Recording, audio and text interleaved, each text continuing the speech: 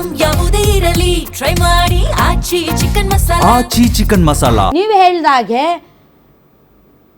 ಪ್ರಶಾಂತ್ ಕಿಶೋರ್ ಇದರ ಹಿಂದೆ ಕೆಲಸ ಮಾಡಿದ್ದಾರೆ ಟಿವಿಕೆ ಜೊತೆಗೆ ಅಂತ ನಾನು ಕೇಳಲ್ಪಟ್ಟೆ. ಪ್ರಶಾಂತ್ ಕಿಶೋರ್ ಒಂದು ಇಂಟರ್ವ್ಯೂ ಮಾಡಿದ್ರು, ಒಂದು 9 months ಹಿಂದೆ. ಪ್ರಶಾಂತ್ ಕಿಶೋರ್ ಅವರ ಸ್ಟ್ರಾಟಜಿ ಇದೆಯಾ ಇದರಲ್ಲಿ?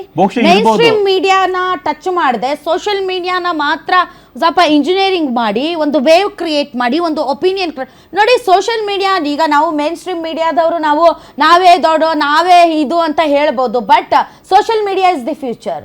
ಸೊ ಗುಡ್ ಆರ್ ಬ್ಯಾಡ್ ನೀವೊಂದು ಒಪಿನಿಯನ್ ಟೇಕ್ ಸೌಜನ್ಯ ಪ್ರಕರಣದಲ್ಲಿ ಸೋಷಿಯಲ್ ಮೀಡಿಯಾ ಯಾವ ಲೆವೆಲ್ಗೆ ಒಪಿನಿಯನ್ ಕ್ರಿಯೇಟ್ ಮಾಡ್ತಂತ ನಾವೆಲ್ಲ ಸಾಕ್ಷಿ. ಬಟ್ ಅದು ಎಂಡ್ ಏನಾಯ್ತು ಅದು ಬೇರೆ ವಿಚಾರ. The same with the TVK. Prashant Kishor ಇದರ ಹಿಂದೆ ಇದ್ದಾರೆ ಅಂತ. ಪ್ರಶಾಂತ್ ಕಿಶೋರ್ ಬಿಹಾರದಲ್ಲಿ ತನ್ನನ್ನು ತಾನು ತುಂಬ ಓವರ್ ಪ್ರಾಜೆಕ್ಟ್ ಮಾಡಿದ್ರು, ಬಟ್ ಜನ ಅವ್ರನ್ನ ನಂಬಲಿಲ್ಲ. ಬಟ್ ವಿಜಯ್ಗೆ ಆ ವ್ಯಕ್ತಿತ್ವನೂ ಇತ್ತು, ಆ ಚರಿಷ್ಮಾನೂ ಇತ್ತು, ಆ ಪಾಪ್ಯುಲಾರಿಟಿ ಇತ್ತು. ಪಾಪ್ಯುಲಾರಿಟಿಯ ಜೊತೆಗೆ ಸೋಷಿಯಲ್ ಮೀಡಿಯಾ ಇಂಜಿನಿಯರಿಂಗ್ ಇದೆಯಲ್ಲ, ಅದು ಒಂದು ರೀತಿ ಅವರಿಗೆ ತುಂಬಾ ದೊಡ್ಡ ಒಪಿನಿಯನ್. ಆಮೇಲೆ ತಮಿಳ್ನಾಡಲ್ಲಿ ಮೇಡಮ್ ನಿಮಗೂ ಗೊತ್ತು, ತಮಿಳ್ನಾಡಲ್ಲಿ ಯಾವುದೇ ಒಂದು ಚಾನಲ್ಸ್ ಇದ್ದಾಗ ಈಗಿರೋ ನ್ಯೂಸ್ ಚಾನಲ್ಸು ಅಷ್ಟೇ ಅದು ಪಾರ್ಟಿ ಬೇಸ್ ಚಾನಲ್ಸ್ ಆಗೇ ಇದೆ. ಕೆಲವು DMK ಪರವಾಗಿ ಬರ್ತವೆ, ಕೆಲವು AIADMK ಪರವಾಗಿ, ಕೆಲವು BJP ಪರವಾಗಿ, ಕಾಂಗ್ರೆಸ್ ಪರವಾಗಿ, ಈ ರೀತಿಯಾಗಿ ಅಜೆಂಡಾ ಸೆಟ್ ಮಾಡಿರ್ಬೇಕಾದ್ರೆ TVKಯನ್ನ ಮೈನ್ ಸ್ಟ್ರೀಮಲ್ಲಿ ನೋಡಿಸಿದ್ದು ತುಂಬ ಕಡಿಮೆನೆ. ಏನು ಅಜೆಂಡಾ ಅಂತ ನೀವು ಹೇಳಂಗೆ ಸೋಷಿಯಲ್ ಮೀಡಿಯಾ ಬಳಸ್ಕೊಂಡ್ರು ಅವರು. ಪ್ರತಿ ಕಾನ್ಸ್ಟಿಟ್ಯೂನ್ಸಿಯಲ್ಲೂ ಆಗಲೇ ಅಭಿಷೇಕ್ ಹೇಳ್ತಾ ಇದ್ದ ಅವನು ಸೋಷಿಯಲ್ ಮೀಡಿಯಾ ವೈರಲ್ ಸ್ಟಾರ್ ಅಂತಲೇ ಅವ್ನಿಗೆ ಹೆಸರಿಟ್ಬಿಟ್ಟಿದ್ರು. ಅವ್ರು ವಿನ್ ಆಗಿದ್ದಾನೆ ಇವತ್ತು. ಅವ್ರು ಕರೇಕುಡಿಯಿಂದ ಕಂಟೆಸ್ಟ್ ಮಾಡಿದ್ರು. ಅವ್ರ ಕರೇಕುಡಿಯಿಂದ ಡಾಕ್ಟರ್ ಪ್ರಭು ಅಂದ್ಬಿಟ್ಟು ಅವ್ರು ಹೆಂಗೆ ಅಂದರೆ ಅವರು ಒಂದು ವ್ಯೂಸೇ ನಿಮಗೆ millions of 30 million 20 million views ಬರ್ತಾ ಇತ್ತು. ಇವ್ರು ಏನು ಮಾಡ್ಕೊಂಡು ಅಂದರೆ ಕಾಂಗ್ರೆಸ್ DMK ಅವ್ರು ಅದನ್ನೇ ನೆಗ್ಲೆಕ್ಟ್ ಮಾಡಿಬಿಟ್ರು. ಸೋಷಿಯಲ್ ಮೀಡಿಯಲ್ಲಿ ಮಾತ್ರ ಫೇಮಸ್ಸು, ಗ್ರೌಂಡಲ್ಲಿ ರಿಯಾಲಿಟಿ ಏನು ಗೊತ್ತು ಅಂತ. ಸೊ ಅದು ಒಂದು ಮೈನಸ್ ಆಯ್ತು DMK. ಇದನ್ನ ಟ್ರೋಲ್ ಮಾಡ್ತಿದ್ರು. ಅಂದ್ರೆ ಸೋಷಿಯಲ್ ಮೀಡಿಯಾ ಮಾತ್ರ ಮ್ಯಾನಿಫೆಸ್ಟೇಟಿಂಗ್ ಇಸ್ ಆಲ್ಸೋ ಇಂಪಾರ್ಟೆಂಟ್ ಅಲ್ವಾ ನೀವು somehow. ಬಟ್ ಸೋಷಿಯಲ್ ಮೀಡಿಯಾ ಇಂದನೇ ಅಂತ ಅಲ್ಲ, ಸೋಷಿಯಲ್ ಮೀಡಿಯಾ ಜೊತೆಗೆ ವೈಯಕ್ತಿಕ ವರ್ಚಸ್ಸು ಮತ್ತೆ ಆ ಪಾಪ್ಯುಲಾರಿಟಿ, ಆ ಕ್ರೆಡಿಬಿಲಿಟಿ ಎಲ್ಲವೂ ಮಿಕ್ಸ್ ಆಗಿದೆ. ಎಸ್ ಮಾರುತಿ ಒಂದು ಹೇಳಕ್ ಮರೆತೆ, ನೀವು ಅವಾಗಲೇ ಹೇಳ್ತಿದ್ರಿ DMK TVK ಕಾಂಗ್ರೆಸ್ ಅವ್ರ ಜೊತೆ ಮಾತುಕತೆ ಆಗ್ಬೋದಾಗಿತ್ತು, ರಾಹುಲ್ ಗಾಂಧಿ ಅವರು ಕೂಡ ಪ್ರಯತ್ನ ಮಾಡ್ತಾರಂತ. ಅವ್ರ ಹೆಸರು ಹೇಳೋದು ಬೇಡ, ಒಬ್ಬ ಸೋನಿಯಾ ಗಾಂಧಿಗೆ ಅತ್ಯಂತ ಆತ್ಮೀಯರು ಹೇಳಿದ್ದು ಕಾಂಗ್ರೆಸ್ ಅವರು ಸಂಪರ್ಕ ಮಾಡೋದಕ್ಕೆ ಮುಂದಾಗಿದ್ದು ನಿಜ. ಆದರೆ ರಾಹುಲ್ ಗಾಂಧಿ ಟೀಮ್ ಪ್ರಯತ್ನ ಮಾಡಿದೆ, ಬೇರೆಯವರೆಲ್ಲ ಪ್ರಯತ್ನ ಮಾಡಿದ್ರು. ಆದರೆ DMK ಮೊದಲಿಂದಲೂ ಕೂಡ ಇರುವಂಥದ್ದು ಕಾಂಗ್ರೆಸ್ ಜೊತೆ UPA ಅಲಿಯನ್ಸಲ್ಲಿ. ಹಾಗಾಗಿ ಸೋನಿಯಾ ಗಾಂಧಿ ಯಾವುದೇ ಕಾರಣಕ್ಕೂ ಒಪ್ಪಲಿಲ್ವಂತೆ. ಇಲ್ಲ ನಾವು DMK ಜೊತೆನೇ ಹೋಗ್ಬೇಕಂತ ಎಲ್ಲರಿಗೂ ಗೊತ್ತಿತ್ತು. ಈ ಬಾರಿ DMK ರಿಟರ್ನ್ ಆಗೋದಿಲ್ಲ. ಹಾಗಾಗಿ ನಾವು ಹೊಸ ಮುಖ ಆದರೂ ಪರವಾಗಿಲ್ಲ, ವಿಜಯ್ ಜೊತೆ ಹೋಗೋಣ ಅಂತ. ಮೇ ಬಿ ಬಿಹಾರ್ ಎಲೆಕ್ಷನ್ ಆದ ಬಳಿಕ ಪ್ರಶಾಂತ್ ಕಿಶೋರ್ ತಮಿಳ್ನಾಡು ಚುನಾವಣೆಯನ್ನು ಭಾಳಷ್ಟು ಗಂಭೀರವಾಗಿ ತಗೊಂಡು, ಯಾಕಂದರೆ ಅಲ್ಲಿ ಫೇಲ್ಯೂರ್ ಆಗಿದ್ರು, ಇಲ್ಲಿ ಸಕ್ಸಸ್ ಆಗಲೇಬೇಕಾಗಿತ್ತು. ಮತ್ತೆ ಆ ಕ್ರೆಡಿಬಿಲಿಟಿ ಉಳಿಸ್ಕೊಳ್ಬೇಕಾಗಿರುವಂಥ ಒಂದು ಪರಿಸ್ಥಿತಿಯಲ್ಲಿ ಕಿಶೋರ್ ಇದ್ದರು. ಇನ್ನೊಂದು ಮತ್ತೊಂದು ಆ್ಯಡ್ ಮಾಡಲಿಲ್ಲ ಅವರು. ಏನಂತ ಹೇಳಿದ್ರೆ ಅವರು ಎಲ್ಲ ಪಾರ್ಟಿಗಳ ಜೊತೆಗೂ ಕೂಡ ಡಿಸ್ಟೆನ್ಸ್ ಮೇಂಟೈನ್ ಮಾಡಿದ್ರು. DMK ಆಗಿರ್ಬೋದು, AIADMK ಆಗಿರ್ಬೋದು, ಕಾಂಗ್ರೆಸ್ ಆಗಿರ್ಬೋದು, BJP ಆಗಿರ್ಬೋದು. ಇಫ್ ಸಪೋಸ್ ಯಾವುದಾದ್ರು ಒಂದು ಪಕ್ಷದ ಜೊತೆ ಹೊಂದಾಣಿಕೆ ಮಾಡ್ಕೊಂಡು ಹೋಗಿದ್ರೆ ಇವತ್ತು ಇಷ್ಟು ದೊಡ್ಡ ಮಟ್ಟದ ಮಾರ್ಜಿನಲ್ಲಿ ಗೆಲ್ಲೋದಕ್ಕೆ ಆಗ್ತಿರಲಿಲ್ಲ. ಎಲ್ಲ ಪಕ್ಷಗಳ ಮತಗಳನ್ನು ವಿಭಜನೆ ಮಾಡೋದ್ರಿಂದ ಅದರ ಸಂಪೂರ್ಣ ಲಾಭ ವಿಜಯ್ಗೆ ಬಂತೆ ಬಿಟ್ಟರೆ, ಒಂದು ವೇಳೆ BJP ಜೊತೆನೇ ಒಂದು ವೇಳೆ ಕಾಂಗ್ರೆಸ್ ಜೊತೆನೇ ಹೋಗಿದ್ರೆ ಅವತ್ತು ಅದರ ಕ್ರೆಡಿಟು ಅವರು ಕೂಡ ತಗೊಳ್ಳೋಕೆ ಪ್ರಯತ್ನ ಆಗ್ತಿತ್ತು.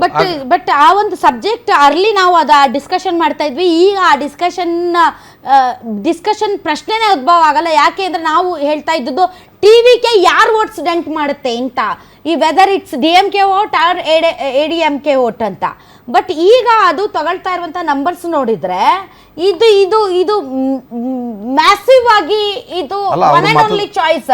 It's not DMK voters or AIADMK voters, it's one and only choice. Almost ಒಂದು 40% ವೋಟ್ ಶೇರ್ ಬಂದಿದೆ TVKಗೆ. ಅದರಲ್ಲಿ ಲಾಸ್ಟ್ ಟೈಮ್ ನೋಡಿದ್ರೆ ನೀವು DMK ಅವರು 46% ವೋಟ್ ಶೇರ್ ತಗೊಂಡಿದ್ರು. ಈ ಸರಿ ಅರೌಂಡ್ 24% ತಗೊಂಡಿದ್ದಾರೆ. ಆಲ್ಮೋಸ್ಟ್ 22%, ಆಲ್ಮೋಸ್ಟ್ ನೀವು ಹಾಫ್ ಅಂತ ಕನ್ಸಿಡರ್ ಮಾಡೋದು, 50% ಅಂತ ಕನ್ಸಿಡರ್ ಮಾಡೋದು ಡೆಂಟ್ ಆಗಿದೆ. ಅದು ಮೈನಾರಿಟಿ ವೋಟ್ಸ್ ಇಂದ ಹಿಡಿದು ನಿಮ್ಗೆ ಅಪ್ಪರ್ ಕ್ಯಾಸ್ಟ್ ಇವಾಗ ಚೆನ್ನೈ ಎಲ್ಲಾ ಕಡೆಯಿಂದ ಎಲ್ಲಾದ್ರ ಮೇಲೆ ಮೀರಿ. ಇನ್ನೊಂದು ನೀವು ಮ್ಯಾಪ್ ನೋಡಿದ್ರೆ, ಇವಾಗ ರಿಸಲ್ಟ್ ಬಂದಿರೋ ಅಪ್ಡೇಟೆಡ್ ಮ್ಯಾಪ್ ನೋಡಿದ್ರೆ ಚೆನ್ನೈ ಕಂಪ್ಲೀಟ್ ಸ್ವೀಪ್ ಆಗಿದೆ. ಒಂದೇ ಒಂದು ಕಾನ್ಸ್ಟಿಟ್ಯೂನ್ಸಿ ಕೂಡ ಉದಯನಿಧಿ ಅವ್ರದ್ದು ಟ್ರೆಂಡ್ ಅಲ್ಲಿ ಸಿಟಿಯಲ್ಲಿ DMK ಡಾಮಿನೇಷನ್ ಅಂತ ಅನ್ಕೊಂಡ್ವಿ. ರೆಸ್ಟ್ ಆಫ್ ತಮಿಳ್ನಾಡು ಟಿವಿಕೆ ಅಂತ ಅನ್ಕೊಂಡ್ವಿ, ಬಟ್ ಹೋಗ್ತಾ ಹೋಗ್ತಾ ಇಟ್ಸ್ ಅ ಕ್ಲೀನ್ ಸ್ವೀಪ್. ಅವ್ರಿಗಿದ್ದಿದೆ 3 ಸ್ಟ್ರಾಂಗ್ ಹೋಲ್ಡ್ಸ್, ಒಂದು ಚೆನ್ನೈ, ಇನ್ನೊಂದು ತಿರ್ಚಿ. ಯಾಕಂದ್ರೆ last time Trichy full district sweep ಆಗಿತ್ತು DMK. ಇನ್ನೊಂದು ಬಂದು ಲೋವರ್ ಸದರ್ನ್ ತಮಿಳ್ನಾಡು ಬಂದು ನಿಮಗೆ ಆಲ್ಮೋಸ್ಟ್ ಈ ಕನ್ಯಾಕುಮಾರಿ, ನಾಗರ್ಕೋಯಿಲ್ ಆ ಪಾರ್ಟ್ ಇದೆಯಲ್ಲ, ಅಲ್ಲಿ ಆಂಗ್ಲೋ ಇಂಡಿಯನ್ ಸ್ವಲ್ಪ ಜಾಸ್ತಿ, ಅಂದರೆ ಕನ್ವರ್ಟೆಡ್ ಕ್ರಿಶ್ಚಿಯನ್ ಆಗಿರ್ಬೋದು, ಇಲ್ಲ ವಲಸೆ ಬಂದಿರೋರಾಗಿರ್ಬೋದು, ಅಲ್ಲಿ ಸ್ವಲ್ಪ ಜಾಸ್ತಿ ಇರೋದ್ರಿಂದ ಅಲ್ಲಿ ಸ್ವಲ್ಪ ಅವ್ರು ಬೇಸ್ ಇಟ್ಕೊಂಡಿದ್ರು, ಈ ಕಾಂಗ್ರೆಸ್ ಅವ್ರು ಇಟ್ಕೊಂಡಿದ್ರು. ಸೊ ಈ ಸರಿ ಏನು ಮಾಡ್ತು ಅಂದರೆ ಅವ್ರಿಗೆ ಕಂಪಲ್ಸರಿ ಗೊತ್ತಿತ್ತು ಡೌನ್ ದ ಸೌತ್ ಅವ್ರು ಗೆಲ್ತಾರೆ ಅಂತ, ಕನ್ಯಾಕುಮಾರಿ ನಾಗರ್ಕೋಯಿಲ್ ಸ್ವೀಪ್ ಆಗುತ್ತೆ ಅಂತ TVK ಅವ್ರ ಕಾನ್ಫಿಡೆನ್ಸ್ ಇತ್ತು. ಚೆನ್ನೈಯಲ್ಲಿ ಫೈಟ್ ಕೊಡ್ತೀರಿ, ಒಂದು ಅಷ್ಟು ಸೀಟ್ ನಮಗೆ ಬರುತ್ತೆ, ಅಷ್ಟು ಸೀಟ್ DMK ಹೋಗುತ್ತೆ ಅನ್ನೋ ಒಂದು ಮೈಂಡ್ ಸೆಟ್ಟಲ್ಲಿದ್ದರು. ಬಟ್ ಕಂಪ್ಲೀಟ್ ಆಲ್ಮೋಸ್ಟ್ ನೀವು 95% ಹೇಳ್ಬೋದು ಕಂಪ್ಲೀಟ್ ಚೆನ್ನೈ ಸ್ವೀಪ್ ಆಗಿದೆ. ಅದು ಕ್ಯಾಶ್ ಬೇಸ್ಡ್ ಆಗಿರ್ಬೋದು, ನಿಮಗೆ ಎಲ್ಲ ಥರ ಇನ್ಕ್ಲೂಡ್ ಆಗಿ ಚೆನ್ನೈ. ಭಾಳ ಸೋಷಿಯಲ್ ಮೀಡಿಯಾದಲ್ಲಿ ಒಂದು ಒಪಿನಿಯನ್ ಹರಿದಾಡ್ತಾ ಇದೆ. ಏನು ಅಂತಂದ್ರೆ, ಸ್ಟಾಲಿನ್ ಮಗ ಉದಯನಿಧಿ ಸನಾತನವನ್ನ ಮೂಲೋತ್ಪಾಟನೆ ಮಾಡ್ತೀನಿ ಅಂತ ಅಂದಿದ್ರು, ಅವರನ್ನೇ ಮೂಲೋತ್ಪಾಟನೆ ಮಾಡಿದ್ದಾರೆ ಅಂತ one side. Other side he is a converted Christian, he is a big threat to ಇದು ಏನು ದಟ್ ರೈಟಿಸ್ಟ್ ಐಡಿಯಾಲಜಿ ಅಂತ. ಸೊ ಎರಡೂ ಕಡೆ ಮಾತಾಡ್ತಾ ಇದ್ದಾರೆ. ನಾವು ಅದ್ರ ಬಗ್ಗೆ ಜಾಸ್ತಿ ಮಾತಾಡೋದು ಬೇಡ, ಯಾಕಂದ್ರೆ that is the opinion or ಆ ಥರದ ಒಂದು ನರೇಟಿವ್ ಅನ್ನ ಡೆಫಿನೆಟ್ಲಿ BJP ಸೆಟ್ ಮಾಡೋದಕ್ಕೆ ಪ್ರಯತ್ನ ಪಡುತ್ತೆ. ವಿಜಯ್ ಅದನ್ನೆಲ್ಲ ಮೀರಿ ಇವತ್ತು ಇಷ್ಟು ದೊಡ್ಡ ಅಭೂತಪೂರ್ವವಾದಂಥ ಯಶಸ್ಸನ್ನ ಕಂಡಿದ್ದಾರೆ. ಅದನ್ನ ನಾವು ತುಂಬಾ ನ್ಯಾರೋ ಮೈಂಡ್ ಥಿಂಕಿಂಗ್ ಅಲ್ಲಿ ಅದನ್ನ ಬಂದಿಸೋದು ಬೇಡ ಅಂತ ಅನ್ಸುತ್ತೆ. Let us move forward.